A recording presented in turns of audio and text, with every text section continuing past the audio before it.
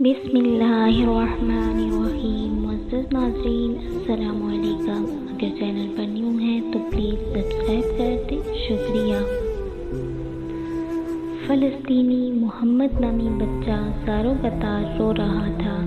اس کے سامنے اس کے والد اور والدہ، اس کی بڑی بہن عائشہ، اس کی چھوٹی لاڈلی بہن فاطمہ کے جنازے لائن کے ساتھ رکھے ہوئے تھے۔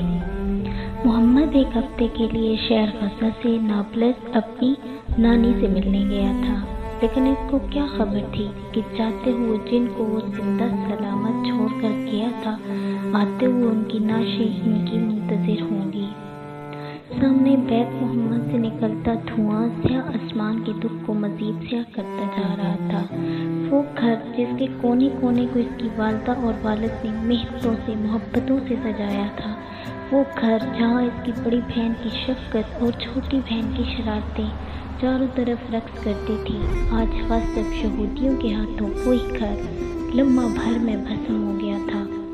بیہودی کے عالم میں کبھی وہ اپنی والدہ کی نعش کے سرانے جاتا، کبھی شفیق والد کی پائنتی کی طرف آتا، کبھی بڑی بہن کے ہاتھوں کو اٹھا کر دیکھتا، کبھی چھوٹی بہن کے سنہرے گرد آلود بالوں سے مٹی جھاڑتا جو ملبے میں دب جانے کو باعث مٹی میں لت پت ہو گئے تھے۔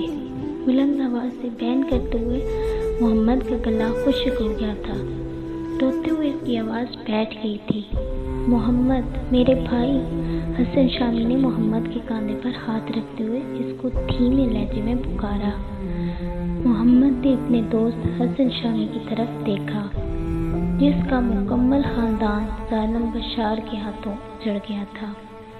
اس کے بعد غزہ میں رہائش پذیر اس کی پھپھو اس کو اپنے ساتھ لے کر غزہ آ گئی تھی، جو کہ اب محمد کا اسکول فیلو تھا۔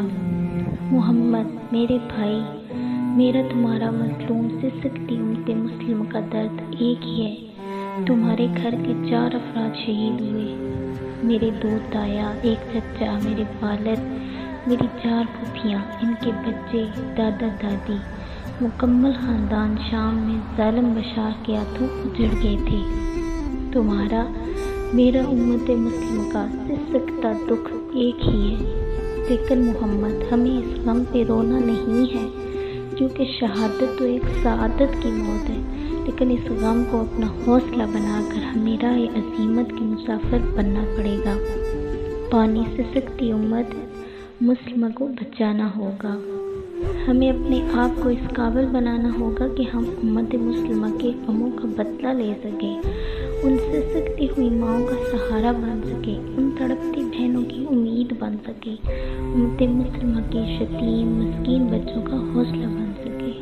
محمد، میرے بھائی، ہم سب تو اسی راہ کے مسافر تھے، لیکن ہم نے تو اس راہ کو چھوڑ کر دوسری چیزوں کو اپنا محور بنا لیا۔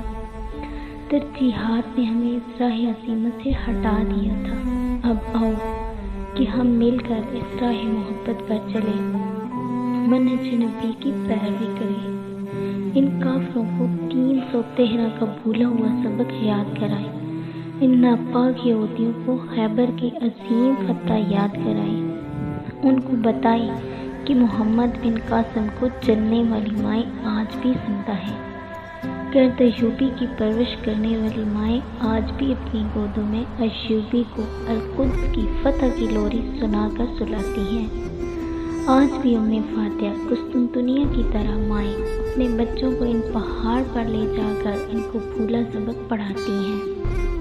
محمد کے آنسو خشک ہو گئے تھے، سامنے ملبے سے نکلتا ہوا دھواں محمد کو لگ رہا تھا کہ امارتوں سے نہیں بلکہ اس کے سلگتے دل سے نکل رہا ہو، جس پر حسن شامی نے اپنے لفظوں کی ٹھنڈک انڈیل دی تھی، لیکن اس آگ سے نکلتا دھواں آنے والے وقت کی نوید دے رہا تھا کہ وہ اپنے ساتھ ان تمام ذہنیت کو نگل رہا تھا۔ ظلم جب حد سے بڑھتا ہے تو مٹ جاتا ہے۔ ویڈیو اچھی لگے تو لائک کریں، شیئر کریں، ساتھ لگے بیل آئیکن کو ضرور پریس کریں تاکہ آنے والی ویڈیوز آپ تک پہنچتی رہیں۔ شکریہ۔